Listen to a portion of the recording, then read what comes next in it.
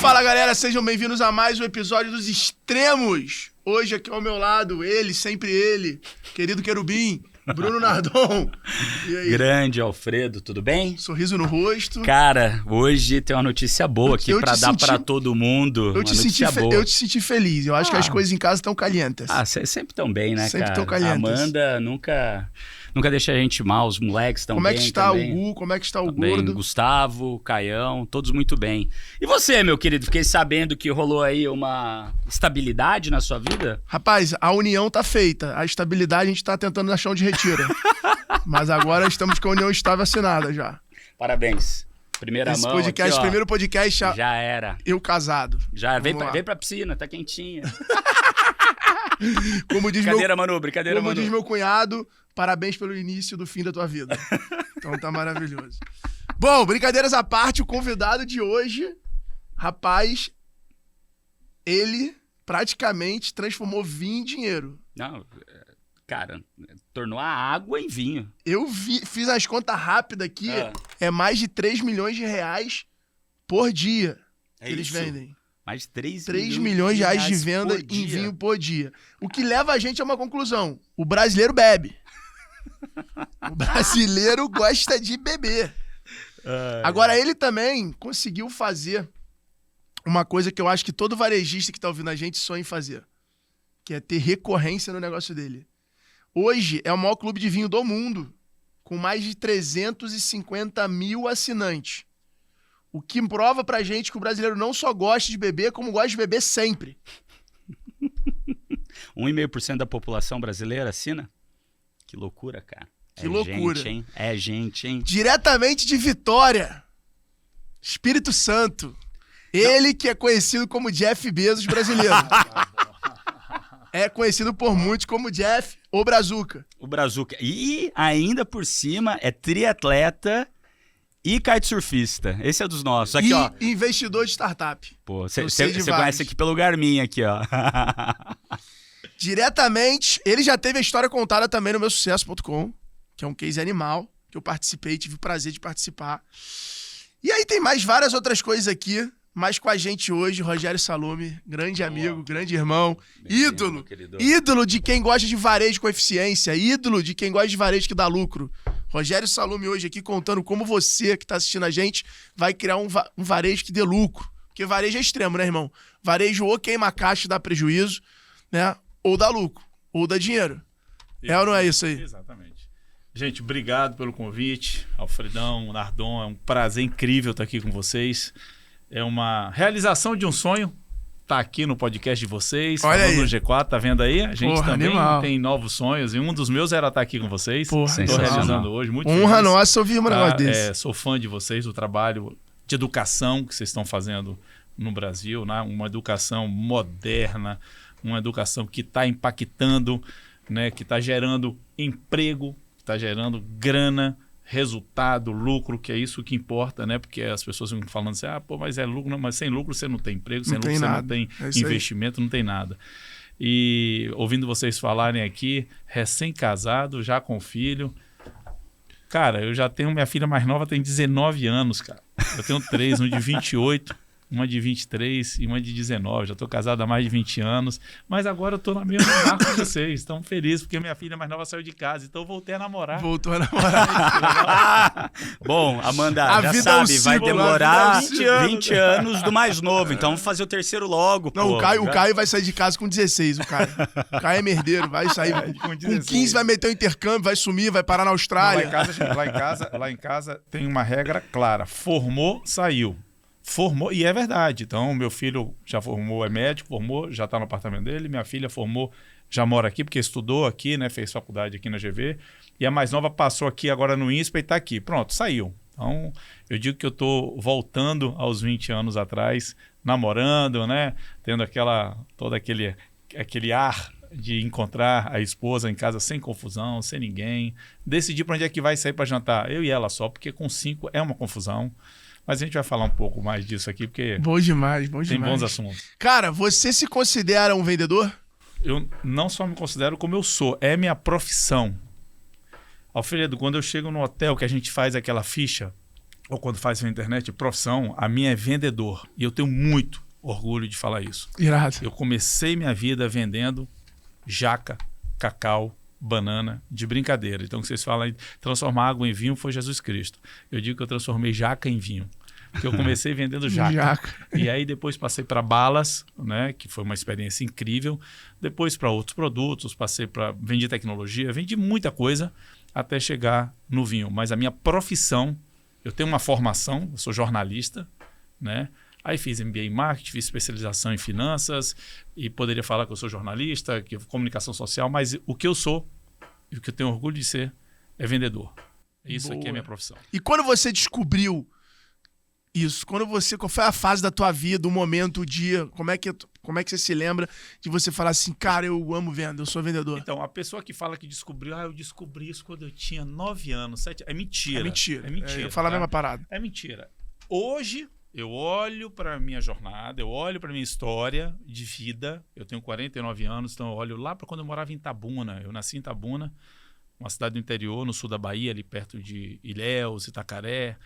E aí, cara, lá foi quando eu comecei essa história de brincar de vender jaca, cacau, banana, como eu faria, ganhava um dinheirinho, pegava a bicicleta, ia lá no centro, comprava uma caixa de bala, uma bala muito tradicional que tem na Bahia, chamada chibiu. Eu vendi muito chibiu, cara. E aí as pessoas já vendi muito chibiu, que é uma balinha Mas tradicional. você vendia onde? Na frente de casa. Eu botava uma lajota de um lado, uma lajota do outro e uma tábua. Não era por necessidade. Eu não venho de uma família que precisava fazer isso. Meu pai, gerente do Banco do Brasil, minha mãe, professora. E para vocês terem ideia, gerente do Banco do Brasil na cidade do interior, só perde para o padre, para o delegado e para o prefeito. Acabou. É uma das pessoas juiz, mais. Muitas vezes, se tiver o juiz. Mas é um status. E funcionário do Banco do Brasil, gerente do Banco do Brasil, né? A gente tinha uma qualidade de vida muito confortável, né? Então não me faltava nada. Mas eu tinha aquela inquietude, né? Hoje eu olho para trás e vejo, eu tinha uma inquietude. Eu nunca joguei bola e meus amigos todos jogavam bola. Então todo mundo saía para jogar bola às 7 horas da manhã, voltava só quando a unha caía. E eu não sabia jogar bola, tanto é que eu venho da natação, eu fui nadar. E aí ficava brincando, fazendo esses negócios. Aí comprava uma bala, fazia isso. Aí na época do carnaval, comprava umas pulseirinhas, uns colares e ficava ali brincando. Eu gostava de me relacionar. E aí depois fui para Salvador, vendi lá uns pãezinhos que uma funcionária que trabalhava com a gente fazia. E aí quando fui para Vitória, comecei a vender bala, né, que foi, eu acho que uma grande escola para mim. Eu vendi bala soft, chiclete ping-pong, Na bloque, rua também? na ou pra... rua, mas como representante. Ah, tá certo. E aí, porque eu queria já ganhar o meu dinheiro. Eu estudava, treinava e aí trabalhava ali como representante, vendedor, para fazer um dinheirinho, né? Para não ficar dependendo só do meu pai, ficar pedindo e tal. Então, essa é um pouco da minha história e que solidificou, né? Criou uma base muito, muito, muito firme para mim, para eu defender essa tese assim de vendedor. Então, eu olho para trás, a minha jornada como vendedor começou na frente de casa lá com 7, 8 anos, e aí depois eu vim me Você fez especializando. faculdade? Fiz faculdade, eu sou jornalista. Então, esse é um problema do vendedor hoje no Brasil. Quando ele tá lá, ele começou... Normalmente o vendedor ele começa mais cedo ali por hobby, brincadeira, um pouco de afinidade, né? Pra conseguir comprar o ingresso do carnaval, pra conseguir... Vendedor é muito isso. Tem muito disso. Ele começa a ter... Acho que grandes vendedores começam muito por necessidade, por algum objetivo que quer, etc e tal. E aí, o cara vai lá e quer fazer faculdade. Quando você olha ali a faculdade, não tem faculdade de vendas. Como é que você escolheu o jornalismo, por exemplo? Como é que você chegou no jornalismo?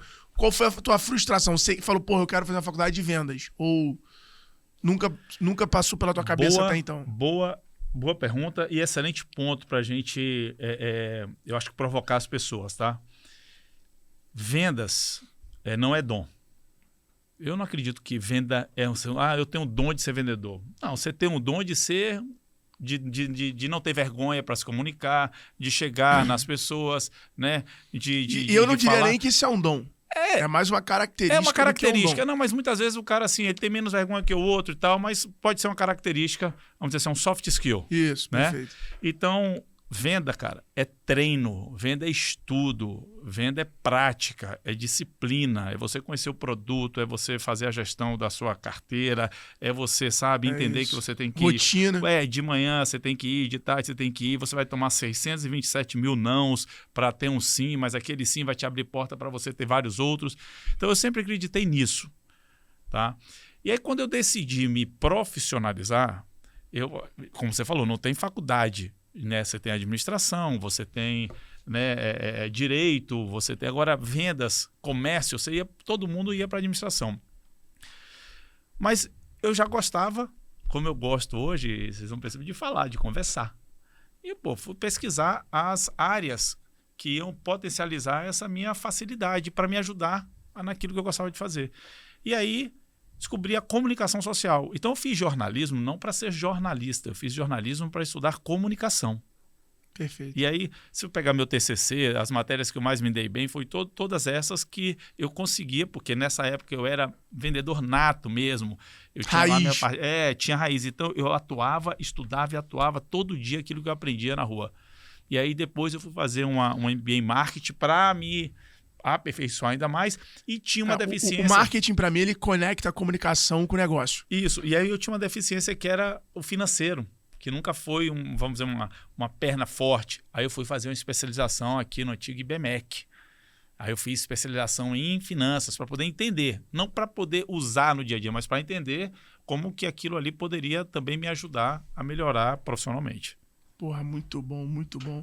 E aí, como é que chegou o Grupo Martins na tua vida? O Grupo Martins chegou... Porque ele foi responsável por muito da tua carreira, né? Muito, se não a principal escola de vendas que eu tive, de vendas, de gestão e de logística. Eu aprendi muito ali, tenho um carinho enorme pela família Martins, o seu Alair Martins, né, que tem uma história... Um dos maiores grupos do Brasil, né? É, o maior atacado, sempre Isso. foi um dos maiores grupos do Brasil, o maior atacado da América Latina. E eu cheguei no Martins porque eu trabalhava lá em Vitória nessa época com vendas de bala e eu trabalhava de bicicleta, cara. Eu peguei uma bicicleta emprestada da minha prima, uma Caloi Ceci rosa, aquela que tinha uma cestinha na frente. Eu era conhecido como vendedor da Caloi da bicicleta rosa. Chamava atenção. Já era marketing. E a cestinha ficava ali um mostruário, ficava o bloco de pedido em 3 vias carbonado, que você tirava uma via, deixava com quem tirava o pedido, uma via ficava no bloco e a outra, independente de onde estivesse, chovendo ou não, eu tinha que ir na empresa entregar, cara. Porque não tinha um fax ainda. Estou falando da internet, não tinha um fax ainda. Sensacional. Então eu tinha que entregar lá o pedido, o papel. Então aquilo ali me deu, e olha só, a bicicleta foi o meu primeiro investimento em logística. Em aprender que eu poderia aumentar minha área de vendas, ter mais mobilidade e velocidade para atender mais clientes e com isso ganhar mais. Então, estava na bicicleta. E determinado dia eu cheguei numa padaria chamada Pão Gostoso, que eu atendia. E aí eu cheguei lá, estava ventando demais em Vitória. E eu saí de um bairro para ir para o outro pela beira-mar. E o vento estava contra. E aí, pedalando, eu cheguei lá suado. Aí eu cheguei suado, cara, que eu parei respirando assim, ofegante. Aí eu vi sair um vendedor de um golzinho, cara bonito, arrumado, sequinho, limpo. Calça bag social, camisa por dentro, o cinto na cor do sapato. Lembra que as pessoas andavam cinto na cor do sapato? O Narnon é assim até hoje. E aí o cara tava com um cinto do Batman, né? Porque um PT500 pendurado de um lado e um BIP do outro. O cara olhava assim, cara, cheio de equipamento tecnológico. O Martins já dava notebook da IBM, o ThinkPad, para as pessoas tirarem o pedido. Ele chegou, abriu aquilo e eu olhando, suando. Eu falei, cara... Esse vendedor eu tô conseguindo ganhar um dinheirinho com a minha bicicleta e vendendo bala. Esse cara aí, se eu tivesse esse carro, se eu tivesse esse cinto do Batman, esse computador, e confesso, ainda falei naquela, se eu tivesse aquele cabelo lindo do cara, velho, porque eu já era calvo, falei, porra, ninguém me segurava, ninguém vai me segurar. Pronto, na hora que ele saiu, eu perguntei para a gerente quem era e qual era a empresa. Foi aí que eu conheci o Martins. E aí eu fui fazer aquilo que eu faço até hoje. Fui estudar sobre o Martins. Estudar. Cara, eu estudei tudo que tinha na época. Tudo sobre a empresa, tudo sobre a família, tudo. Aí, só parei quando eu entrei nessa empresa. Botei ali como foco, como meta. E aí, entrei no Martins. tive uma carreira muito boa. Comecei como vendedor mesmo ali inicial, supervisor de vendas, gerente de área, gerente comercial.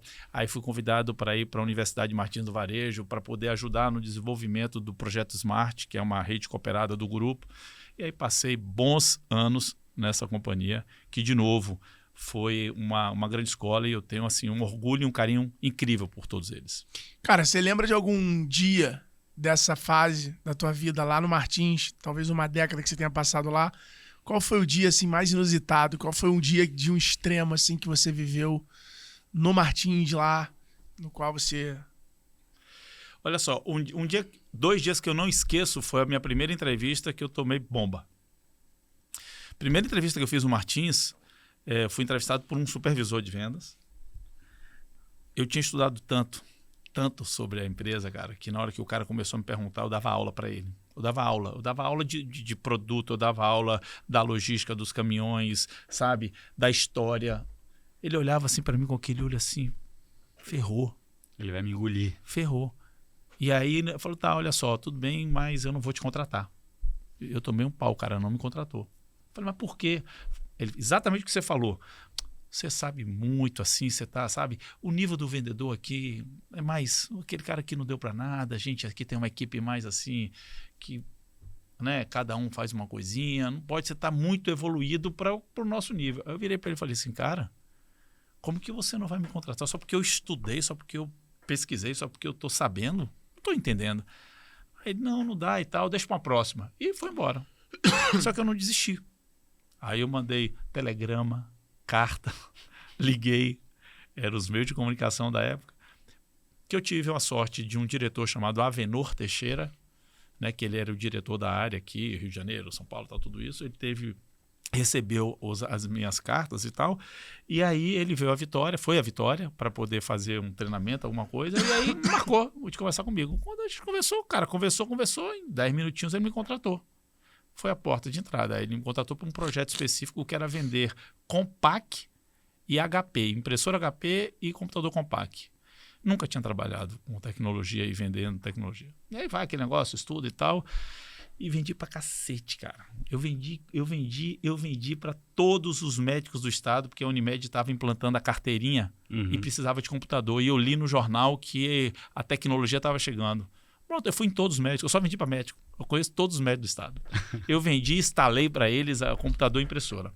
Só que eu fui crescendo, aí assumi a supervisão da região. Primeiro ato, chamei o cara que não te contratou. Me contratou e demiti. Mas eu demiti assim, a primeira coisa, eu chamei e demiti.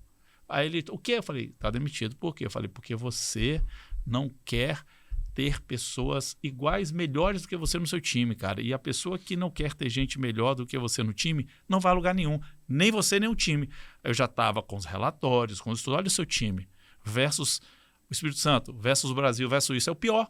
Tá aí, cara, porque você não quer gente você boa. Quer limitar o seu Exatamente. time. Você tá com medo. Então você tá com medo aqui no lugar. A gente tem que respeitar a companhia, tem que respeitar o investimento, tem que respeitar o acionista, que é isso, cara. E aí demiti o cara, refiz toda a área, o negócio começou a crescer mais ainda. E aí esse foi um dia que me marcou bastante. O dia que eu tomei pau e o dia que eu dei Quanto pau. tempo de um pro outro? Menos de um ano. E pra quem você ligou? Quem foi a pessoa que você ligou quando você tomou pau?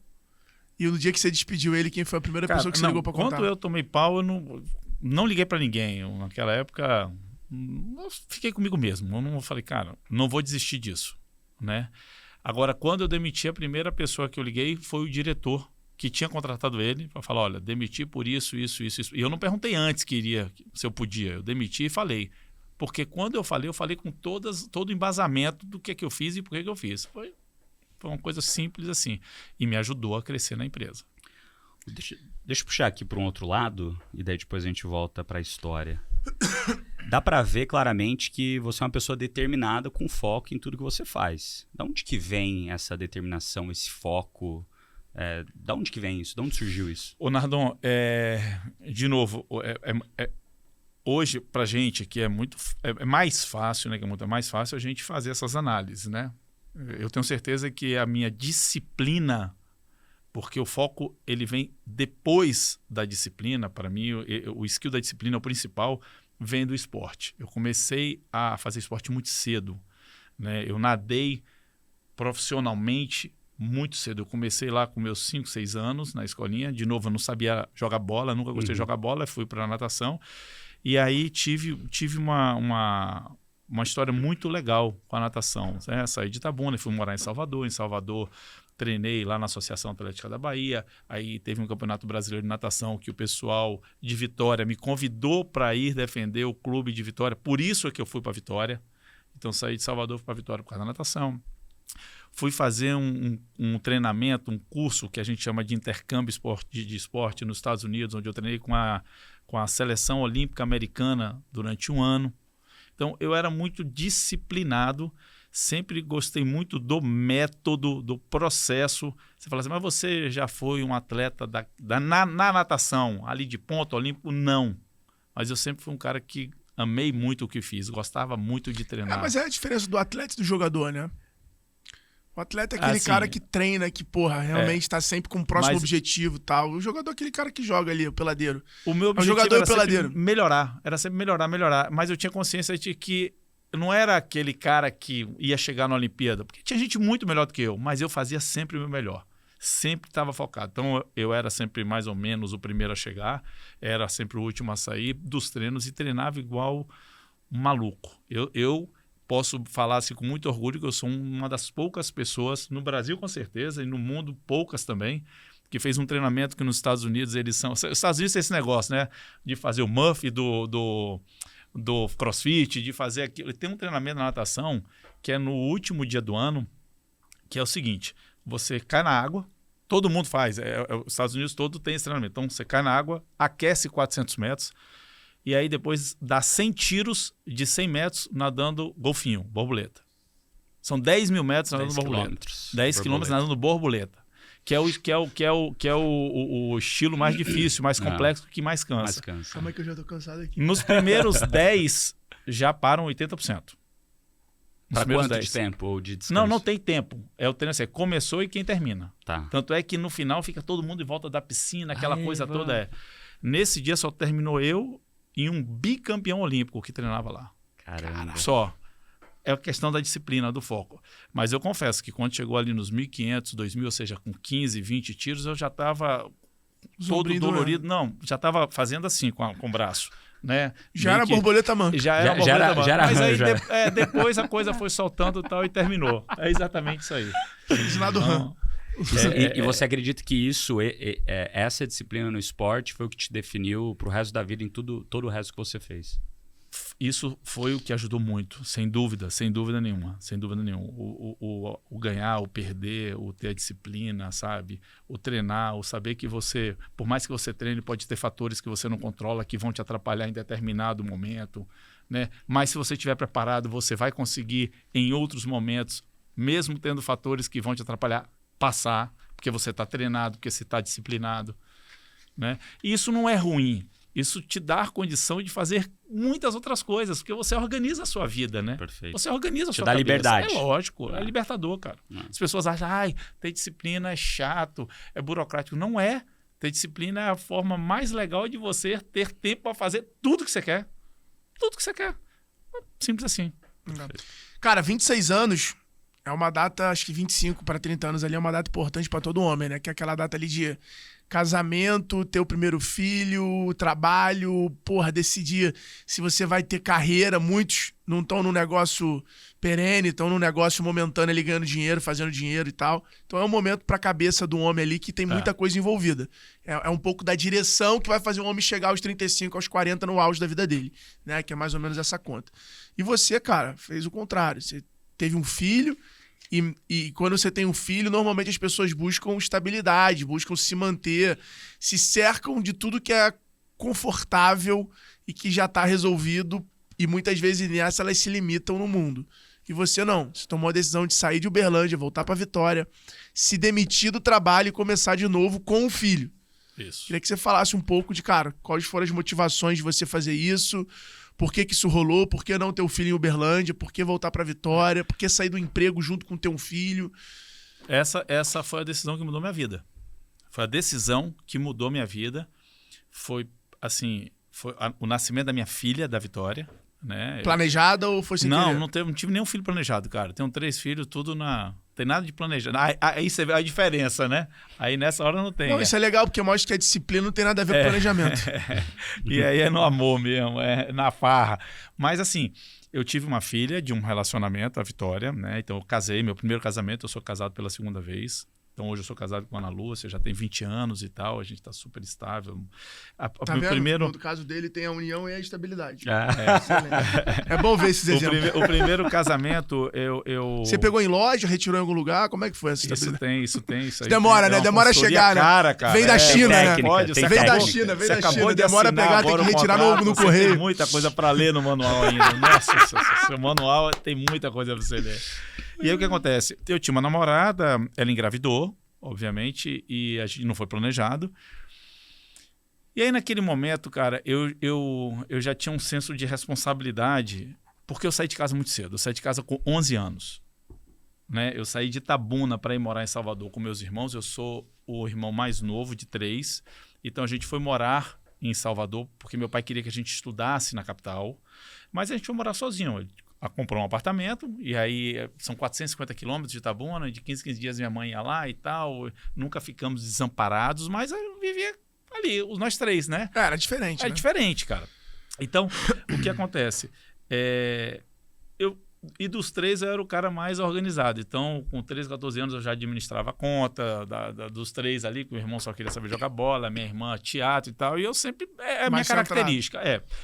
Então, o que acontece? Quando a minha primeira esposa ali, minha namorada, engravidou, a primeira coisa que eu fiz foi chamar o pai e a mãe e falar, olha, tá grávida, estou assumindo, a partir de agora qualquer despesa, qualquer coisa é comigo e a gente vai casar. Para não dar espaço para questionamento, cara. Não tinha que dar espaço.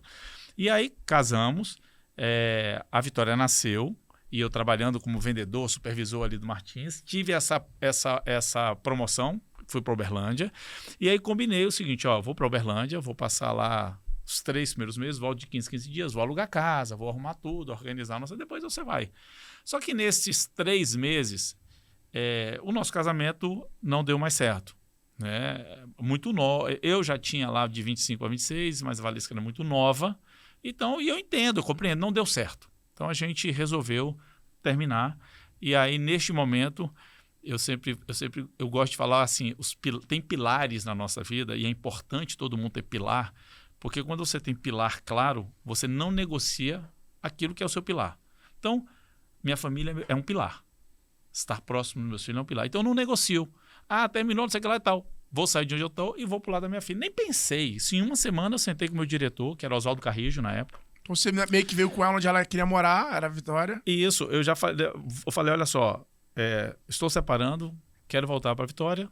Né? Eu estava recém transferido, então a empresa faz todo o investimento quando te transfere. Ele falou, cara, não posso fazer um downgrade, não posso te mandar, o seu salário não tem nada lá no Espírito Santo para o nível que você faz e tal, então assim, não tem como. Eu falei, Oswaldo, então estou me demitindo, era mais ou menos 6 a 7 anos de empresa, e saí com o meu salário do mês. Mas porque eu não negocio o meu pilar, cara.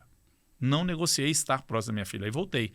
E nessa de não negociar, sair e voltar, a minha cabeça fez, pronto, agora você tem que resolver de verdade, né? Assim, não que antes não tinha mais, assim, você tem que tomar uma decisão na sua vida, porque agora você tem um filho, cara. Agora você tem outra pessoa que depende 1000% de você. E aí, voltei a ser vendedor pastinha, normal, ali, porta em porta, vendendo azeite, bacalhau e vinho. Foi aí que o vinho entrou na minha vida. Olha. Aí comecei a conhecer, estudar sobre os produtos, comecei a estudar sobre o vinho, gostar do vinho. Aí veio aquele negócio de ter a oportunidade de comprar uma caixa aqui e vender com a margem melhor do que a comissão, e aí a coisa foi acontecendo. 2003 eu resolvi empreender de vez, aquela coisa assim, bom, ou eu continuo como executivo, né, ou vou empreender, resolvi empreender. Isso foi quanto tempo de você ter voltado para Vitória e ter montado? 3 anos. 3 anos. E aí nasceu a Estação do Vinho em 2003, que foi o primeiro e-commerce que eu tive, o primeiro e-commerce de vinhos do Brasil, né, lá em 2003. Aí sim, a época do fax ainda. E a jornada de internet começou na época... Já nasceu e-commerce ou nasceu... Já nasceu e-commerce. Não, então a Estação do Vinho era uma empresa de representação. Isso era uma distribuidora, no fim do mas dia. assim, pequenininha, cara. E aí a gente botou um site ali para vender e começou a aparecer gente do Brasil todo. Comecei a pesquisar, falei, não tem ninguém fazendo isso? Não, ninguém está vendendo pela internet? Não. Opa, vamos vender pela internet. Nessa época aí, foi a época que o Mariano e o Geraldo foram ter Essa época foi a época que a eles foram gente concorrente. buscou o Mariano e o Geraldo pela plataforma, pela Vetex, que naquela época também tinha a Saks como cliente, Isso. o Dudu, e tinha lá Americanas, alguma coisa assim. Walmart. O Walmart, o projeto do Walmart. Que foi o que mudou a Vetex. Foi o que salvou a Vetex lá no início. Eu acompanhei isso aí tudo. O Geraldo só fazia codar e o Mariano só fazia apagar incêndio, voltar a apagar incêndio no comercial, né? Aquela Ele coisa apagou toda. tanto incêndio que o cabelo ficou ruivo. Ele tá no ruivo, ele... Sacana, né, velho? Mas olha só, aí a gente foi atrás, não tinha grana para comprar a plataforma deles, eles entraram até com o equity do negócio e foi uma parceria. Foi isso. Eles entraram com o equity do Soul negócio. City, foi na época do Soul City. Isso, começo de tudo, cara. E aí a gente, foi quando eles estavam pivotando também, eles estavam mais olhando para o e-commerce, saindo do texto, do CRM, aquela coisa toda. E aí o negócio deu certo. Eu lembro, eles eram o CRM da Ágora. E exatamente, o negócio deu certo, a gente cresceu, foi em 2008, a gente saiu da Estação do Vinho e aí a Wine nasceu em 2008. Mas vocês saíram como? Vocês venderam? A gente venderam pra vendeu alguém, a Estação terminou do como é que foi? Vinho para os investidores anjo. Tinham 4 investidores anjos que eram clientes que a gente atraiu. Assim, outra coisa legal, em toda esta jornada de e-commerce de vinhos, eu tive sócios apaixonados por vinho. Como vendedor, eu falei, cara, quem é o meu público? É o cara que é apaixonado pelo produto. Se eu preciso ter um sócio, eu preciso botar dinheiro no negócio. Então, quem é apaixonado pelo produto e quem tem muito dinheiro? Eu olhava lá na minha lista, curva ABC, curva A, fazia um corte, os 3, 4 primeiros, ia lá e... Quer meu sócio? Vamos lá, olha aqui, o negócio é esse. E aí consegui fechar os anjos. E depois, na Wine, os primeiros investidores estratégicos. Foi da mesma forma. Eu conheci meu primeiro investidor da Wine pisando uva no Douro. Que louco. Pisando uva. Você é da onde do Rio? O cara do Rio. Você é da onde do Rio? Pô, beleza. E aí, rapaz, tá tomando vinho? Pô, sou aqui da Estação do Vinho. Pô, sou cliente e tal. Pois é, cara, tô querendo mudar um negócio aí. Pô, te invisto e vi, pronto, fechamos o primeiro negócio. Pisando. Animal. Então, eu tinha um projeto muito grande para a Estação do Vinho, que é a Wine. Né? A gente estava vendo a oportunidade de crescimento. Só que os nossos investidores queriam que a coisa fosse mais devagar, todos muito ricos, bem de vida. Ele falou, não, calma, para quê? Para que isso? Calma, não Queriam precisa. ter um negócio, né? E com calma. Não queriam arriscar muito. E a gente, que vai empreender, a gente arrisca. A gente está vendo a janela, você se joga. Mas do outro lado tem o quê, cara? Você se joga e vai embora. E aí, não, mas calma, vamos assim, vamos esperar mais um ano. Eu decidi não esperar. Eu tinha muito certo, muito claro o que é que o mercado, para onde o mercado estava indo e o que é que a gente podia fazer. Mas qual que era a diferença da estação para a Wine? A diferença, primeiro, a Estação do Vinho comprava do importador aqui dentro e revendia. Então, tudo que eu vendia durante o dia, 4 horas eu fazia um corte, ia lá no Excel, montava os pedidos e mandava para os distribuidores que no outro dia até 8 horas da manhã me entregavam e eu montava os pedidos e eu dependia do estoque. Era um marketplace. Não era um marketplace que eu O cara não comprava direto, mas... Era o primórdio do marketplace, Era um né? marketplace Era um com dropship. fulfillment. Era um dropship. É melhor falar isso, era um dropship. dropship. E aí eu falei, cara, Eu falei errado, eu pra queria falar gente, dropship. para a gente escalar, a gente precisa ter nosso produto, a gente precisa importar, a gente vai ter margem, a gente vai ter disponibilidade. Então, esse era um Vai dos ter que ter pontos. estoque. E era uma época que o CAC já estava aumentando. Já ali. estava aumentando. Precisava de investimento em tecnologia, precisava de uma plataforma melhor. A gente começava a ficar um pouco Engessado. atolado ali. Precisava de gente, eram 8 pessoas para A faturar. Wine nasceu com um clube de assinatura? Não. A Wine nasceu nasceu como como e-commerce de vinhos, De um pure vinho. player, loja Estoque próprio. próprio. Porque eu lembro da viralização dela vir com o clube. A partir de 2010. Que viralizou, que ela que assim, ficou mais conhecida, que virou uma empresa de tecnologia, que era uma startup que tinha um e-commerce, não uma empresa de e-commerce. Mais ou menos, Ou foi minha Alfredo. percepção? É, mais ou menos. Assim, quando a gente nasceu, então, assim, a Estação do Vinho, foram 4 anos, nos deu luz, né? Mostrou ali os empreendedores que era possível e tal. Então, a gente já estava conhecido. Quando a Wine nasceu, então a gente saiu da estação por causa desse desalinhamento de velocidade de investimento. Falei, então tá, quer comprar, quer vender, quer comprar aquela história toda, tal. Então, compra, eu saio. Então, ele comprou a nossa parte por um Fiat Uno, em valores, uma empresa que já faturava quase 16 milhões, mas a certeza era tão grande do outro projeto. E a gente saiu e em 2008 montou a Wine. A Wine, mas assim, com um conceito muito forte de loja, de e-commerce. selecionar, indicar e entregar. Selecionar, indicar e entregar. A gente já estava pensando em clube, já existia o Clube Selecione, por exemplo, na Espanha, que era o maior do mundo, com 220 mil sócios, o maior clube do mundo. E a gente já conhecia, já tinha, mas não era o foco naquela época. Quando chegou em 2010, a gente foi muito provocado pelos clientes. Pô, me indica o vinho. Pô, por que vocês não fazem uma seleção? Pô, por que eu estou fazendo aqui um jantar? Me indica alguma coisa, porque selecionar vinho é muito chato. Selecionar vinho. Ainda mais para quem não são conhece. 2 milhões de rótulos, cara. Para um dia que você tiver, agora que você está casado e você vai ter a rotina de ir no supermercado com a sua esposa, dar um rótulo. Vai, cara, vai, para. Abre seu coração. Ele não Porra, vai. Esquece, não Não vai. Você vai Essa é a última coisa que ele vai fazer. Eu vou te falar aqui, Ele vai mais que eu no supermercado. falar. Você tem noção? Anota aí. Olha só. Anota aí. Só pra deixar claro. Não ir no supermercado é um pilar desses negócios. Sabe por que eu trouxe a RAP pro Brasil? Porque eu odiava ir pro supermercado. Nossa senhora. Essa é boa. Supermercado- Essa aí deu um cortezão, né? Quer saber o real. motivo de por que seus tem real. rap? É a real.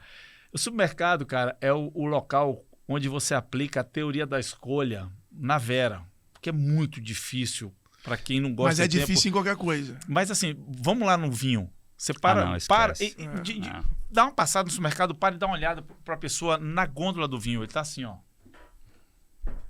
Cara, ele vai olhar preço. Ele vai pegar o vinho que ele já tomou, alguém indicou, ou que ele vinha em algum lugar. Porque ele não vai pegar um vinho da Croácia, ele não vai pegar um vinho da Nova Zelândia, se ele nunca conhece, nunca ouviu falar. Ele vai pegar um vinho do Chile, da Argentina, um Malbec, um Cabernet, vai botar no carro e vai embora.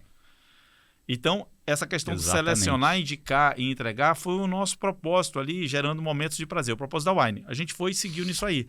E as pessoas começaram a pedir indicação. A gente começou a estudar o clube, viu um potencial muito grande. Tentamos comprar um clube que já existia no Brasil, chamado Sociedade da Mesa, que tinha, acho que uns 14 mil sócios. Porra, já era. Já era. Bonitinho. Porque a Sociedade da Mesa era da Vinho Seleção, então ele era uma empresa dessa empresa espanhola no Brasil, então tinha todo o know-how. Aí a gente foi lá na Espanha, a gente voltou e tal, fizemos propostas, cara, não. Eu voltei para os donos e falei, olha, nós vamos montar o nosso clube. Nós vamos fazer um clube. Então, estou deixando claro que nós vamos concorrer. Beleza, tudo certo. Então, a gente montou o nosso clube no dia 8 de março de 2010. Primeiro clube com 1.317 sócios. Começou com 1.317. E a gente limitava, né? Porque era um produto específico do clube, a gente não podia botar 10 mil garrafas e vamos ver o que vai dar. Não, vamos fazer aqui. Depois de 1.317, a gente passou para 2.000, 2.500, e aí foi um crescimento enorme, porque a experiência era muito boa, o conteúdo era muito bom, e aí a viralização do Member Get Member fez com que a Wine passasse a ser muito conhecida. E hoje as pessoas confundem, porque de verdade, hoje a gente é uma empresa de clube, a gente não é mais um e-commerce de vinho, a gente é uma empresa de clube que tem um e-commerce, que tem a loja, uma omnicanalidade completa, né? Então, essa é um vocês têm pouco da marca de história. cerveja, marca de vinho. Tinha, a gente entrou no negócio de cerveja e de café, hoje não tem mais, hoje é 100% negócio de vinho. E como Acho que foi muito esse legal Member essa- Get essa Member? ida e vinda, assim, cara. Acho muito maneiro isso. Como que o é negócio voltar pro foco. esse Member Get Member? O que foi que vocês fizeram diferente lá no começo que... Então, o CAC, para a gente...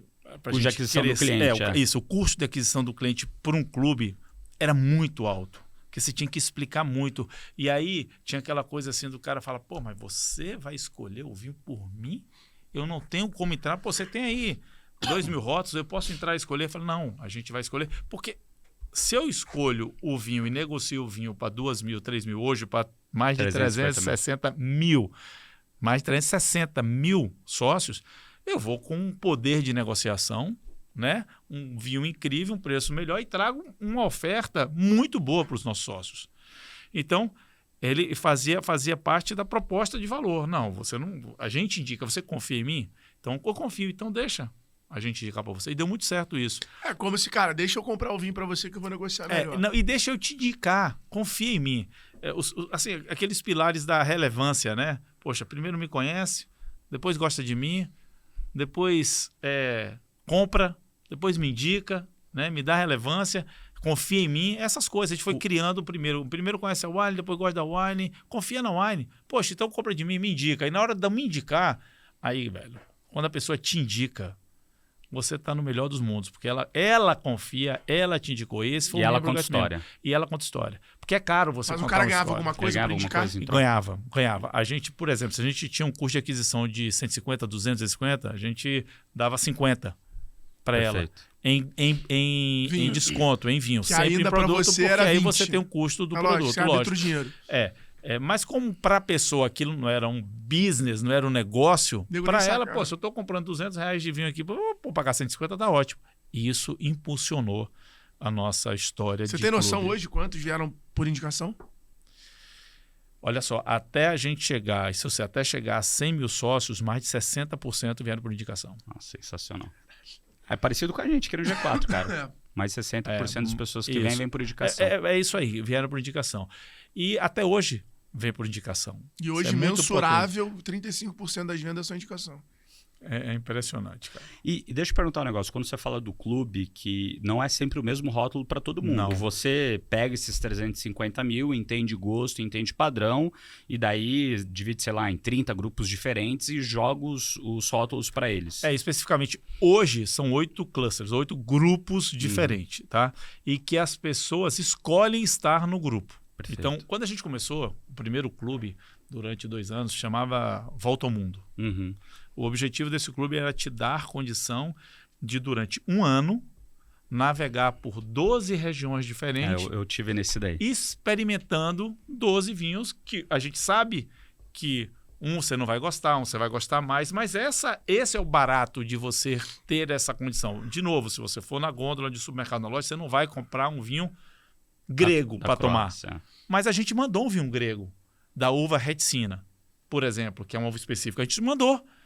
A maioria das pessoas não gostaram. Mas por que não gostaram? Porque provaram. Se deram a oportunidade de provar. E junto ia a nossa revista, o conteúdo e tal. Então, essa era a proposta do clube. Fazer com que as pessoas, durante 1 ano, passassem em 12 regiões. E aí a gente começou a entender, porque a gente acompanhava quem compra no clube e o que compra na loja. Quem compra no clube e o que compra na loja. Então, começou a se Perfeito. criar, né? Ou seja, o clube A retenção. O clube é o degustação é isso. e aí depois você vai a retenção daquilo que ele mais gostou. Além disso, a gente o clube, começou a ter visibilidade de que, assim, o Nardon recebe o clube e essas garrafas aqui giram em média de R$60. Poxa, mas o Nardon só compra vinho de R$200 no site. Pô, o Alfredo recebe o mesmo clube, mas o Alfredo só volta e compra vinho branco. Então, a gente, além de entender ali o que é que o sócio estava fazendo, a gente começou a entender a jornada do cliente na loja, o que é o dia a dia dele. Daí a gente criou um clube mais caro, um clube mais barato, um clube só de brancos e rosés, um clube só de espumante, um clube onde você faz um quiz e mais ou menos você tem 4 ou 5 E opções. aí é meio que um clube é meio que discover. Cara, descubra o vinho. Exatamente. Você vai desvendando. O outro é a facilidade de compra. E aí você escolhe onde você quer estar. Normalmente hoje as pessoas entram pelo E aí tem clube pessoas com essenciais. Tem pessoas com 6. Tem pessoas com 6, cara. Tem pessoas com clube Sensacional. de entrada. E Não tem- são poucas, não. Tá? Ah. Pessoas com mais de um são milhares. Tá, de pessoas. 360 mil assinaturas ou 360 mil usuários? Assinaturas. Então tá, então pode ser que seja Assinatura. 360 mil assinaturas para 100 mil pessoas. Que não é isso. Cada uma com deve 3 ser- assinaturas e meia. Então muita gente tem 2 e tal, mas Não, são... é que é legal, né? Um dado legal de, pô, uma coisa é 360 mil pessoas, a É. outra é 100 mil pessoas com 3 assinaturas e meio, que mostra uma retenção gigante, tá? Porque um cara desse cancelar é muito menos chance do que se você tiver 360 Olha só, mil. deixa eu consertar aqui. São 360 sócios. Sócios. CPFs. Então é isso. Olha só, são Então, pô, 360 são- CPFs. Deve dar mais de 1 milhão de assinaturas. Não chega isso não. Quem dera, vai chegar lá. mas tem, assim, de assinaturas tem mais de 400 mil, vai embora, porque tem gente que tem 2, eu tenho 4. Né? Então, assim, eu tenho a de brancos e rosés, eu tenho a de espumante, eu tenho a top e tenho a intermediária, porque meu sogro vai lá para casa toda quinta, sexta, sábado, então tem que ter um vinho para ele tomar direto, porque chega uma hora que vai ficar só abrindo os vinhos top, eu vou meu irmão, pera aí, velho, me ajuda aí. Posso ser dono do vinho, mas não dá. Aí não dá. Sogrão, caralho, a estabilidade Daqui da a união pouco aí. a criançada vai voltar pra Mas ele casa. vai, Que eu, né, não, assim, pega não. aquele lá, não pega aqui da minha... Tem isso. Cara, tem muita história boa de quem tem vinho carão mesmo, que o filho chega bêbado em casa pro after, não tá vendo a garrafa e abre uma garrafa de vinho caro. Eu tenho a história do meu irmão, que eu dei um esporro no meu irmão. Eu, com essa rotina minha de assim, eu sou um cara do dia, então vai chegando ali 10, 11 horas, tal, eu já tô... Apagado. Porque eu acordo 5, cara. Então, e isso me faz bem. Aí tava lá meu irmão, aí minha esposa e tal, e estavam bebendo aquela coisa, eu tava bebendo com eles, falou, gente, eu vou dormir. E aí tem a minha adega, na época tinha uma adega aqui que era minha, falava, olha, essa aqui vocês não pegam, essa aqui vocês podem acabar. Aí eles acabaram com essa e já ninguém entendia mais nada, foram lá e abriram a minha. E aí pegaram, parece que é a lei de Murphy, pegaram o vinho mais caro, abriram, tomaram metade, eu acordei de manhã, foi quando eu subi, metade da garrafa ainda aberta, largada lá. Rapaz, aquilo ali foi, sabe, não pode. E acontece, você vai falar o quê? Pô, a pessoa quis experimentar. Só que não entendeu nada, não experimentou nada. Não, só nem quis experimentar, garrafa, queria Doido beber. já, né? Porra, Você falou uma coisa legal aqui no começo, você falou sobre vendas, gestão e logística. Hoje, quando você pensa no varejo em si, né, que foi como o Alfredo falou aqui no começo do nosso podcast, o que você entende no varejo, no e-commerce, que são os pilares para fazer aquilo, para um varejo dar certo e dar certo com lucro? Para mim, o primeiro pilar no Brasil, porque aí é importante falar assim, vamos lá, no Brasil, para mim o primeiro pilar para um varejo dar certo são os empreendedores ou o time entender que você é uma empresa de logística e distribuição. A gente mora num país muito grande, com uma dificuldade enorme de você entregar, né, de você garantir os SLAs, que é o serviço ali, o tempo de entrega, que é você ter preços sob controle para uma operação num país como o nosso, que é muito grande. Né? E a cada dia que passa, os clientes estão querendo receber mais rápido, pagar menos frete, pagar mais barato. Essa conta não fecha. Né? Por isso que tem que ficar claro qual é a sua proposta lá de valor para o cliente. Se é preço, você é custo-benefício, você é diferenciação, porque senão você tem que informar. Então, para mim, o grande diferencial de quem consegue atuar no Brasil todo no varejo, para quem realmente está batendo a cabeça, é entender uma operação e ter uma operação logística eficiente, cara. Isso faz total diferença. Vocês têm lá a própria ou terceirizado e própria? Misto. A gente sempre teve operação mista. Por exemplo, lá no Espírito Santo, no Espírito Santo, toda a Grande Vitória é feita por a gente. Aqui em São Paulo, porque o centro estendido, se fala assim, Moema, Itaim, essas regiões ali, todas são por carros próprios. Belo Horizonte também a gente tem carro próprio.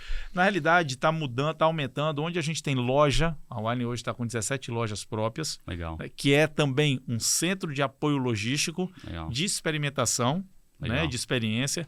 Dali a gente entrega rapidinho, em 2 horas para os nossos clientes, entrega o B2B, entrega o B2C. Ele faz um papel muito importante. Então, onde a gente tem loja, a gente está tendo entrega, pelo menos no raio ali de 5, 10 quilômetros da nossa loja própria. Legal. E isso é para onde a gente está indo. Mas a gente tem um Cara, misto. eu tenho uma pergunta aqui Vai lá. que... Tá eu marquei já coçando. 4 perguntas boas aqui da gente falar, mas eu queria passar em uma nisso que você falou. E você acha que pode ajudar também. Eu acho que a arte do varejo está muito na compra. Eu fico impressionado. E em Cambridge eu estava uma vez com um cara da Farm, do Grupo Soma, e ele estava me falando disso. Falando, Alfredo, a gente investiu milhões de reais num sistema, numa comunidade, para a gente poder ser mais assertivo, porque o que quebra a empresa de moda é a coleção. Você erra uma coleção, você se fode muito. Você erra 2, você quebrou. Então, e o Brasil sempre patinou no mundo da moda, sempre foi referência global, mas nunca conseguiu. Eu acho que o Brasil tinha total condição de ter hoje um grupo igual uma Zara, uma LVHM, né? LVMH. LVMH e tal. E, pô, sempre patinou. Hoje não. Hoje você tem um Arezzo fazendo um puta trabalho com o Rony ali, que chegou pra dar uma inovada, que se complementou Soma muito também. bem. Você tem o Grupo Soma voando. Então, assim, você tem aí os dois, principalmente, porra, mostrando que dá pra fazer uma parada diferente. E olhando sempre esse lado da moda com margem, com eficiência. Quando você olha a Zara, cara, é uma empresa de produto. Os caras acertam muito. 80% da venda indicação. A Zara virou destino. Você vai no shopping, você vai passar na Zara pra ver se tem alguma coisa e tal. Você tem alguma dica, algum livro? Cara, como saber o que comprar no varejo? Porque, pô, você vai lá comprar vinho. Você tem esse puta desafio. Como saber como comprar? Como comprar? Como comprar? O que eu vou comprar? Eu tenho que comprar mais branco, mais tinto? Porra, se eu comprar branco, eu tenho que entender quantos eu vou conseguir vender. cara, quais são os elementos para se criar uma matriz, uma estratégia para você comprar aquilo que tem demanda, aquilo que vende, etc. E não virar um varejo dependente de uma modinha? Ô, Alfredo, Pergunta difícil. É difícil, é bem difícil, mas eu acho que a gente pode separar por tamanho de empresa, né? Momentos da empresa. Podemos. Hoje, como é que a gente compra hoje? Pô, tem uma matriz de dados infinita que me mostra, dentre os 1 milhão de clientes que a Wine tem, os mais de 360 mil sócios, e a gente cruza com informações do mercado nacional, mercado mundial e blá, blá, blá, todos os dados possíveis e impossíveis disponíveis, e a gente cruza ali para ser mais assertivo. Hoje, foi assim no começo? Não. Já morri na praia com vinho estragando dentro de casa. Aí as pessoas, mas vinho estraga. Vinho branco, né, novo, se ficar muito tempo tal, estraga. Já. Por quê? Porque a gente tinha mais crença do que informação, tinha mais, transpiração do que dados. Então, a resposta para isso aí é ter dados, é ter análise do mercado, é ter realmente informações que vai fazer com que você erre menos. E mesmo assim a gente vai errar. Porque o comércio é assim, né? Quando você pegava lá, vai no Brás, e você fala assim, os comerciantes mais brabos, cara, são aqueles comerciantes que, sem sombra de dúvida, tem mais feeling para compra. Com certeza. São os que compram melhor. Mas o feeling da compra dele está baseado em dados que ele tem muitas vezes na cabeça dele. Que você pega aquelas pessoas mais antigas que tem lá na cabeça, o cara tá todos os dias, de domingo a domingo, com a barriga no balcão, conhece não sei quem, sabe a sazonalidade, sabe o momento que ele tá. Então ele já sabe, pô, tá vindo a Páscoa aí, você vai lá no centro de São Paulo, então tá vindo a Páscoa. Então o cara 6 meses antes, 5 meses antes já começa, pô, já tem que começar a falar aqui de bacalhau, de azeite, de azeitona, já começa a negociar, pô, ano passado eu vendi tanto, negociei tanto, tá na cabeça. Hoje em dia a gente tem a tecnologia disponível para isso, né? Então ajuda demais. O nível de assertividade que a companhia tem hoje é muito grande.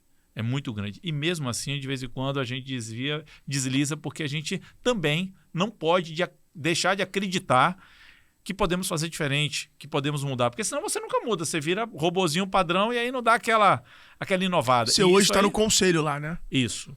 E você virou conselheiro de várias outras empresas. Sim, além de investidor, mas você está conselheiro de várias outras empresas. Cara, o que você acha? O que você pode falar pra galera? Qual é o papel de um conselheiro? Aconselhar. Provocar. Ter conversas difíceis. Eu acho que esse assim, um papel que eu tenho aprendido muito nos conselhos é que a gente precisa ter conversas duras e difíceis com os empreendedores e com os executivos. E quando eu falo duras e difíceis, é dar luz aos problemas de verdade que muitas vezes são colocados embaixo do tapete, né? Crenças que precisam ser esquecidas, bloqueios e muros que são construídos e que muitas vezes viram verdades absolutas e que você tem que chegar e provocar o cara. Falar, cara, olha só, por exemplo, eu não vou falar não, mas eu estou no conselho, eu presido alguns conselhos, alguns são 6 só, então eu presido 2 e estou em 4. Tem um conselho que assim, eu tenho uma dificuldade, estamos tendo dificuldade para mudar uma verdade que está enraizada lá dentro, de que, poxa, não dá para mudar porque o mercado americano só funciona assim. Eu falo, cara, mas olha só, alguém vai mudar. Vamos fazer um teste. A dificuldade de fazer um teste AB, a dificuldade de acreditar que é possível, sabe, fazer diferente, que a inovação vem muitas vezes da loucura, vem, sabe, da explosão. E aí você tem que provocar e você tem que trazer essas conversas duras para a mesa. Mostrar e, sabe, dizer que é possível e dizer que vai errar muitas vezes também. Acho que esse aí é o papel principal do conselheiro. Como é que entender e provocar. Como é que você escolhe uma empresa para você ser conselheiro? Primeiro, o que te faz aceitar um convite? Eu tenho que ter fit com os empreendedores ou com os executivos. Né? Acreditar nas pessoas. Esse é o primeiro passo. Acreditar nas pessoas que estão ali tocando o negócio. Eu acho que daí é o corte. Se eu não entender, até porque para aceitar, eu saio com as pessoas, né? Vou lá e sento, vou tomar um vinho, vou jantar, vou ter uma conversa fora, off-site, como a gente fala, fora do trabalho ali. Eu quero saber como é que é a vida da pessoa, sabe? Como é que você está aí no seu dia a dia? Quais são as suas expectativas? Né? Converso também com o time, sem os líderes. Eu tenho essa rotina de ir lá, posso conversar? Pergunto primeiro, né? Posso bater um papo aqui? Vou andando na empresa, converso com um, converso com o outro, para medir essa temperatura do que está acontecendo. E aí eu tomo a decisão. Mas o primeiro é o fit com as pessoas. E depois realmente entender se eu vou agregar alguma coisa, porque eu não posso receber uma proposta, cara, vem trabalhar aqui no você. Cara, olha só, não vou ajudar em nada, eu vou ser aquele chato que vou só provocar em um assunto. E aí não vai ser legal para todo mundo. Daqui a pouco vocês mesmos vão estar agoniados. Então, fique com as pessoas e entender que eu vou agregar, ou poder agregar com conhecimento para aquele negócio. Bom demais. Tem alguma pergunta? Continue. Já tá Tô no ritmo. na pegada, pô. Cara, 2016, eu acho que para qualquer varejista você conseguiu o ápice de um sucesso, que é ter o Abílio Diniz, que é talvez o grande rei do varejo brasileiro, ícone do varejo brasileiro, como sócio da Wine. Queria que você contasse um pouco desse acontecimento, como é que surgiu essa possibilidade, como é que foi ter o cara guru do varejo querendo se juntar ao negócio, como é que foi esse dia de assinatura de contrato, a puta realização, como é que foi? Conta aí um pouco dessa história. O dia de assinatura de contrato foi bem engraçado até, né? Bom, é fato, é verdade, assim, eu acho que todo empreendedor, né, do varejo tem no Abílio Diniz uma figura, um ícone, né, um cara que Temos que trazer ele aqui, hein, Abílio Diniz, hoje está convocado, hein. Vai, tem muita história, muita experiência, está numa fase incrível da vida também, né, podendo dividir, dar o conhecimento dele, trazer o conhecimento dele. Então, assim, a gente estava num projeto, no segundo projeto, na segunda etapa de captar recursos. Então, a primeira foi em 2012, onde entrou a IB Capital, que antigamente era a iBricks, entrou na empresa, então a gente fez uma rodada, eles entraram. De 2012 a 2016, a gente desenvolveu muita empresa, teve um crescimento muito legal, só que a gente entendeu que seria necessário a gente fazer uma nova rodada para poder ter uma condição financeira de continuar crescendo, e também a gente já entendia que precisava ter alguns conhecimentos que poderiam ser agregados por pessoas que já passaram por isso, ou que tinham relação com empresas que tinham esse conhecimento. Então a gente fez um roadshow, né? E aí todo esse processo de roadshow, que é rodar para buscar, conhecer empresas e apresentar a nossa empresa, a gente rodou o Brasil, a gente rodou os Estados Unidos, a gente rodou a Europa. Então tinha muitas empresas gringas querendo aportar e querendo ser sócio da Wine. E aí foi afunilando, ficaram 5, né? E ficaram 5 empresas dos Estados Unidos. A gente estava conversando com 5 big players americanos para poder investir na Wine. A Península não tinha aparecido. E aí, do segundo terço dessas conversas para frente, apareceu um e-mail, né, de um advisor lá, de uma pessoa que estava representando. Pô, a gente gostaria de conversar com vocês, conhecer o case. Eu acho muito maneiro essa história, porque a galera que tá ouvindo a gente, muita gente tem um pouco de curiosidade, né? A gente acabou vivendo por isso, de IPO, de M&A, de venda de empresa e tal. E a gente tem muito aluno que é dono da própria empresa ali, 10, 15, 20 anos, segunda geração, etc. E aí fica assim, né? Pô, mas como é que é essa parada de vender empresa? De onde surge isso? E é assim, né? É do jeito mais normal do mundo, às vezes. É do encontrar o cara no avião, é do estar viajando de férias e cruzar com o cara no hotel. É de... Porque nem a gente encontrou lá na Suíça, lá que a gente tava esquiando, lá na França, lá. Era um e-mail, do nada, que aparece. Então, o primeiro investimento da Wine foi Pisando Uva. O segundo investimento, que foi da iBricks, a gente resolveu fazer uma captação. A gente entendeu que a iBricks estava num momento que eles criaram um fundo para investir em tecnologia. Eles estavam bem... Pegaram o Rock Content, foi nessa mesma época. Exatamente. Eu sentei com o Fábio Brugioni, que eu tenho um carinho até hoje. Eu e ele conversamos 10 minutos. Depois daí foi só os advogados, cara. Sensacional. Foi 10 minutos, cara. Eu não abro mão disso. Ele falou, cara, eu preciso disso. Ok, aliado. Bom, se isso estiver refletido nos contratos, vamos tocar o pau. Tá tudo certo. Então também as pessoas criam uma história, né, muito grande. E aí o negócio. Mas comprar um imóvel é mais difícil que a empresa. É muito mais. E aí, quando chegou esse e-mail, a gente, Península e tal, beleza. Mas chegou só Península.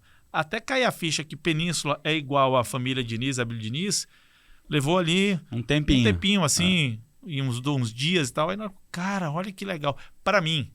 Ali já tinha sido uma puta vitória. Para mim, que eu sou vendedor, que atendi supermercado boa parte da minha vida, que entrei por trás do supermercado, que li tudo sobre o Abílio, É difícil pra cacete vender pra mercado. Nossa senhora, é outro podcast aqui que não tem ideia. Eu falo, caramba, velho, o Abílio Diniz É a mesma coisa que, sei lá, uma pessoa que joga bola fala, pô, você vai Neymar ser quer jogar no meu time. Neymar Neymar te escolheu. quer bater um baba com você, a gente fala na Bahia, quer jogar uma bolinha com você ali. Neymar Pô, te a mesma escolheu, coisa. Aí, 5 gringos e ele falou, porra, tal, dá tempo de botar? A gente conversou, tá, vamos botar ele aqui nas negociações e vamos entender o que ele quer. Mas aquilo já começou a ficar, né, acender assim aquele desejo, porra, já pensou, cara, pô, botar um cara lá de fora, vamos botar aqui dentro, né, e aquelas conversas em paralelo. Bom, conversa vai, conversa vem. O Marcelo D'Arienzo, que hoje é o CEO da companhia, foi quem liderou pela Península essas relações. Então a gente conversou, debateu. Aí vem as primeiras conversas. Não, vamos lá na Península que a gente tem que conversar, conhecer o Abílio. Aí vai, né? Você chega, vai ter, pô, vamos conhecer o cara, vamos conhecer o Abílio, senta lá, conversa com o Abílio, bacana. Aí a segunda conversa, não, tem que conversar com o Abílio, com a esposa e com os filhos. Todo mundo. Aí senta na sala, conversa com todo mundo, aquela coisa toda. E aí eu conheci todos eles, né? E nisso, os outros fundos também evoluindo. Aí chegou na hora que a gente chegou e fez a conversa assim, bom, as propostas estão na mesa, não foi a melhor proposta financeira, né? Não foi a pior, nem muito distante, mas não foi a melhor. Só que trazia essa coisa, poxa, é uma empresa brasileira, né? Porra, é o Abílio, é o cara do varejo. A gente já pensava, a gente já tinha um projeto de loja e de B2B. Pô, o cara conhece. B2B ele conhece, loja ele conhece. Então a gente já começou a linkar muitas coisas do que a gente planejava. E aí tomamos a decisão de optar pela Península. E foi a decisão mais acertada, assim, foi muito legal. E aí os outros fundos não entraram, entrou só a Península. Não entrou nenhum. A gente, em nenhum dos 3 M&As que nós fizemos, a gente dividiu o cheque. Foi sempre um só. Sensacional. Né? Então, entrou, a gente fez bom, casamos, né? Casamos, tivemos aí uma relação incrível. Só que no dia de fechar a assinatura, tem um caso muito, muito legal. Vai fechar a assinatura, né? Então, para quem não sabe, aí você chega lá, 1 milhão de advogados de um lado, 6 milhões de advogados do outro, né? E aquela confusão toda. Folhas de papel. E pão de queijo, Cappuccino com canela. café, aquela coisa toda acontecendo. Aí, tá, tudo certo. Vamos lá que a gente agora precisa bater um papo e fazer o shake hands com a Abílio. Tudo bem. Antes de assinar, tem o shake hands. Aí fui lá na Península. Só que pensa assim, quando eu vou fazer uma prova de triatlon hoje, uma semana antes, todos os dias antes de dormir, eu penso na prova toda. O que é que eu vou fazer, o que é que eu não vou fazer. Porque a cabeça, ela vai se organizando. Aí eu falei, poxa, então vou conversar com o Abílio, fazer isso, cara. Nesse dia eu tenho que levar para ele um pacto maior, né? Quem é que eu sou, o que é que a gente quer. Então eu quero que ele realmente entenda do negócio. E aí peguei uma revista Exame, que ele saiu na capa quando ele vendeu porque assinou, e peguei uma camisa de um time. Eu tive um time de futebol também, né? Criei um time de futebol no Espírito Santo. E aí peguei a camisa do meu time, peguei as coisas que eu li que ele gostava, estudei sobre o cara, fui lá e bom. Aí reunião, sentado, eu aqui, ele na cabeceira, os 3 executivos principais dele do outro lado.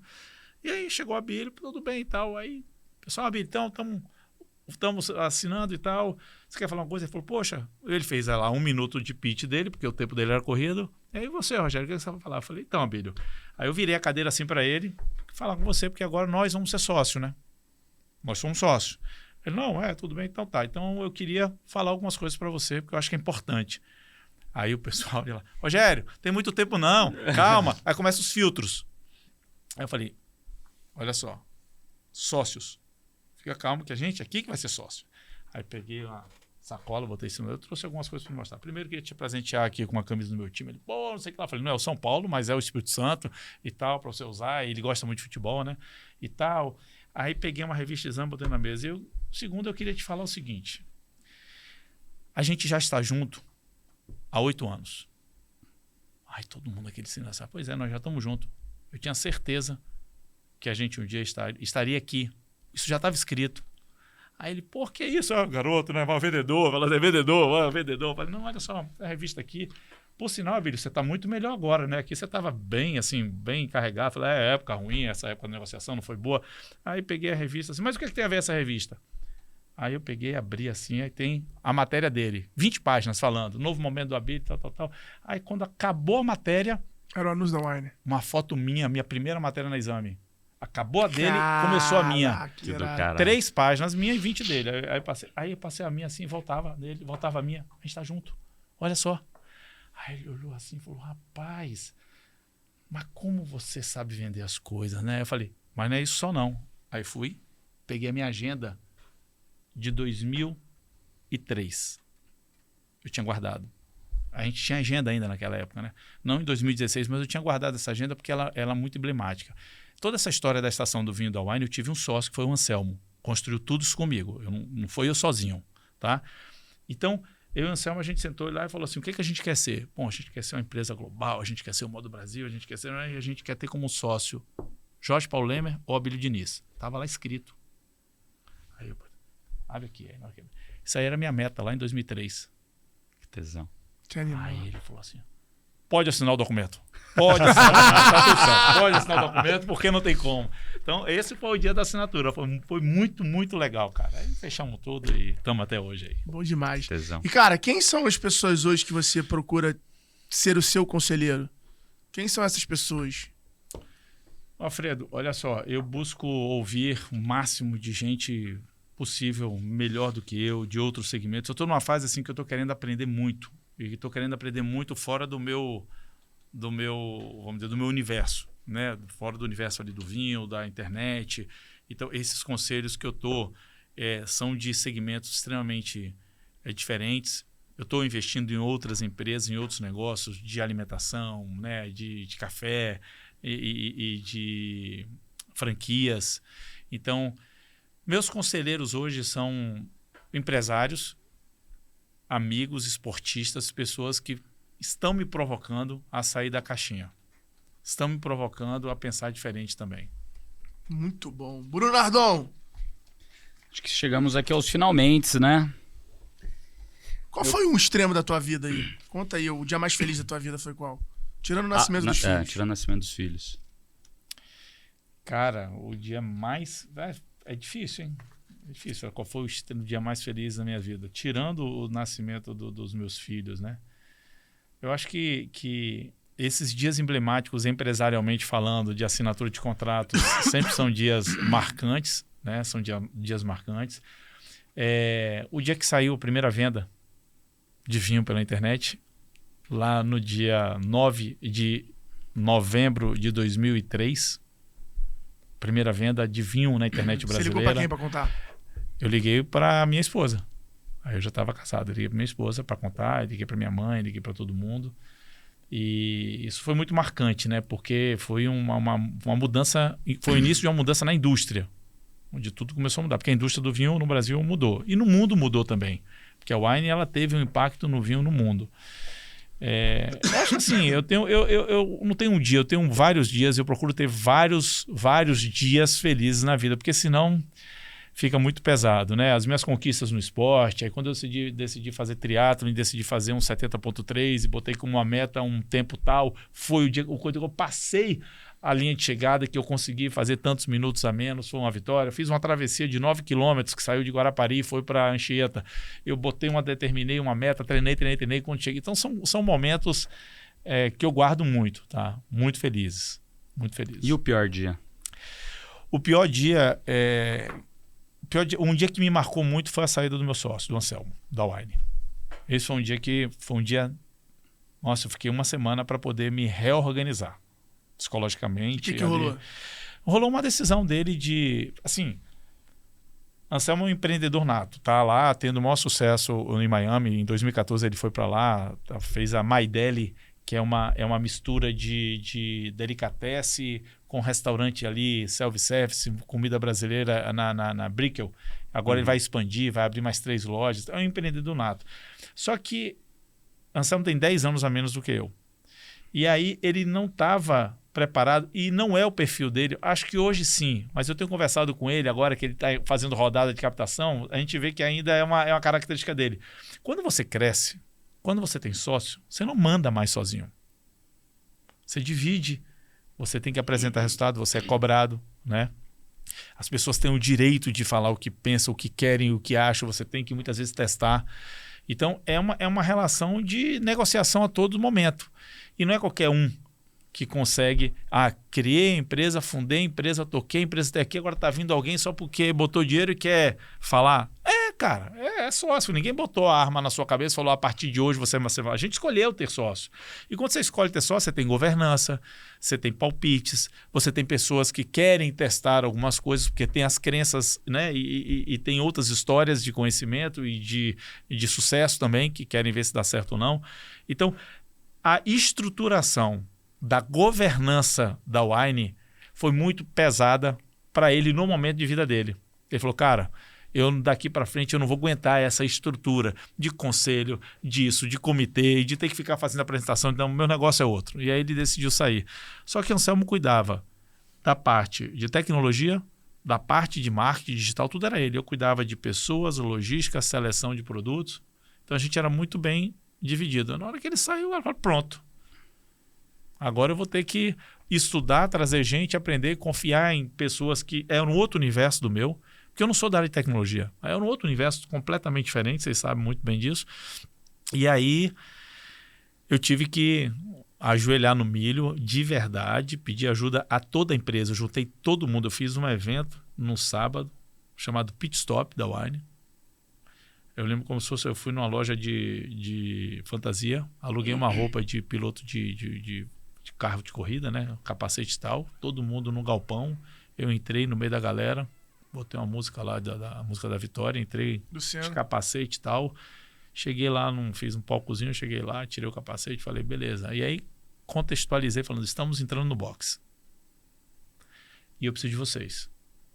Eu estou dentro de um carro pilotando, só que a gente está com o pneu furado, aqui a gente precisa de trocar o óleo e tal, eu preciso de vocês. Tem coisas que eu não sei, como a gente vai fazer, mas a gente precisa fazer. A empresa está assim, assado, agora a gente precisa fazer isso, então a gente vai parar no box e vai se organizar. Então foi um momento muito marcante, porque ali eu entendi que tudo que a gente fez com relação à cultura da companhia, em transformar os nossos colaboradores em torcedores, fez sentido, porque ali a turma abraçou e foi um ponto de virada da empresa, tá? A empresa começou a crescer absurdamente, começou a desenvolver absurdamente. Mas foi um momento bem para mim, bem impactante. O que você acha que são as 3 principais coisas para você ter uma sociedade de sucesso com seus sócios?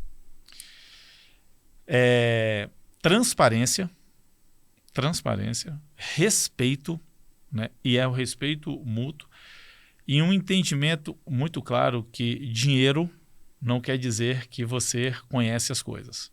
O dinheiro não compra tudo, né? Eu acho que assim, transparência, respeito e o entendimento de que cada um, né, detém um conhecimento, está num lado, sabe fazer alguma coisa. Se eu voltasse, as coisas caras da vida é o que o dinheiro não compra. Se eu voltasse atrás, que é uma pergunta que eu vou me fazer aqui, eu acho que é legal dividir com as pessoas, se eu voltasse atrás, o que é que eu faria hoje em todos os M&As que eu fiz? Tanto de vendendo equity como comprando, porque a gente fez mais de 8 M&As aí comprando empresas. Eu me dedicava mais ainda aos contratos, mais ainda às negociações, mais ainda deixar claro isso. Olha só, isso aqui eu não vou abrir mão. Tá tudo bem, não vai não. Então vamos botar aqui no papel que eu não vou abrir mão, porque chega um momento da empresa que ela vai crescendo e tal, e as coisas vão acontecendo de forma diferente. É natural, não é que isso é específico de A a B, é natural, né? Você muda executivos de um lado, você muda empresas do outro, você toma um tamanho, os riscos são diferentes, mas eu dedicaria mais tempo a isso aí, a formatar melhor e com mais profundidade os meus acordos e meus contratos. E como que você vai renovando isso ao longo do tempo? Ou não tem isso? Porque muda também, né? Por exemplo, você falou que o teu sócio, naquele momento, para o momento de vida dele, mudou a expectativa dele quanto à empresa, né? E ele decidiu sair, imagino que ele continua ainda sócio, ou foi comprado ali, o que seja, né?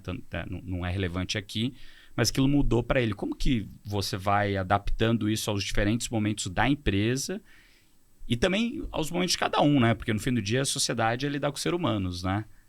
Como que você vê esses realinhamentos? Eu acho que esse realinhamento tem que ser feito nas melhores fases. Deixar para fazer um realinhamento ou uma mudança no momento que você está tendo alguma dificuldade de alinhamento, né? Você não vai fazer.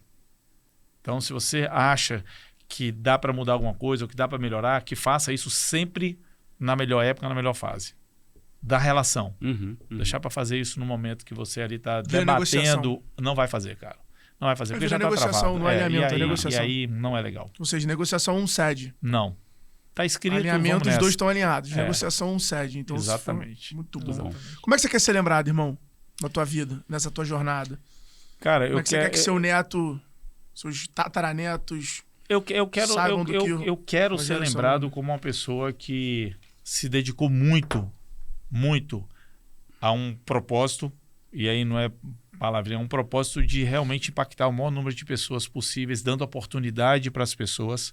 Eu tenho cara, toda vez que a gente assina uma carteira, eu fico feliz, muito feliz, porque de verdade a gente mora num país que hoje está com 8 milhões, quase 9 milhões de pessoas desempregadas, mas já teve 13, 14, 15, 16, e tem muita gente precisando trabalhar, muita gente precisando sobreviver, comer, se alimentar, dar dignidade à sua família. Então, eu quero ser lembrado, eu quero ser lembrado como uma pessoa que contribuiu para que outras pessoas pudessem sonhar.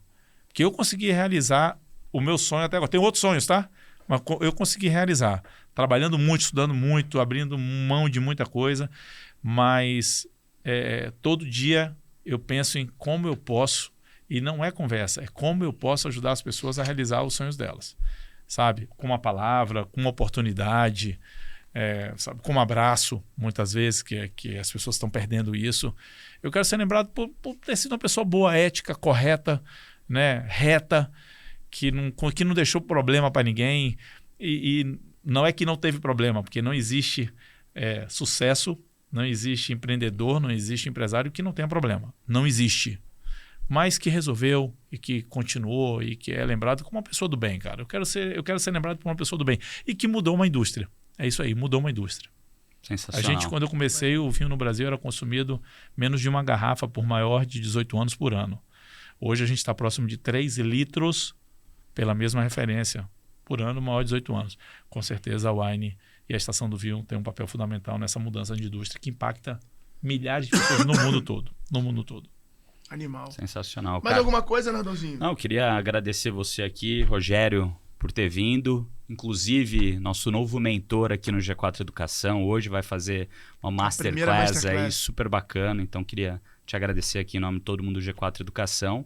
E falar para quem está assistindo até agora aqui o podcast, né, ou ouvindo aí no Spotify, para seguir a gente, dar um like aí, compartilhar, colocar aqui nos comentários o que você achou aqui do podcast, mandar para seus amigos também.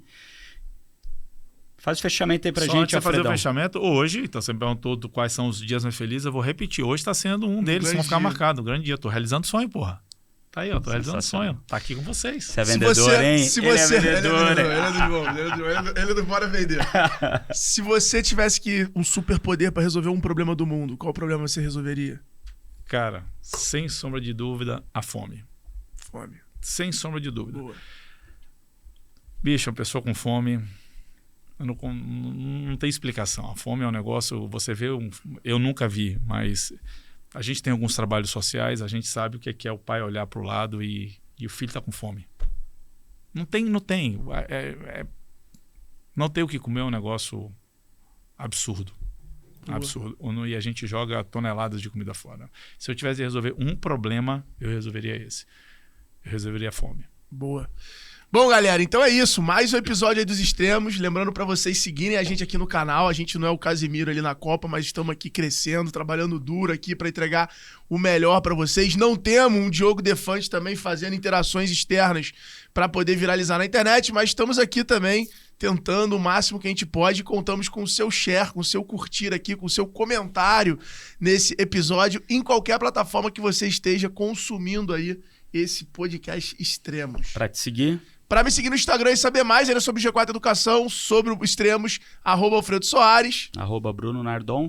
@Rogério Salume. Então é isso. E não esqueça, se vocês querem aí um vinho, vai lá na wine.com.br, wine.com.br e deguste o seu vinho com muita sabedoria e responsabilidade. E se beber, não dirija. Se beber, não dirija. Um abraço e bora beber. Valeu! Abraço.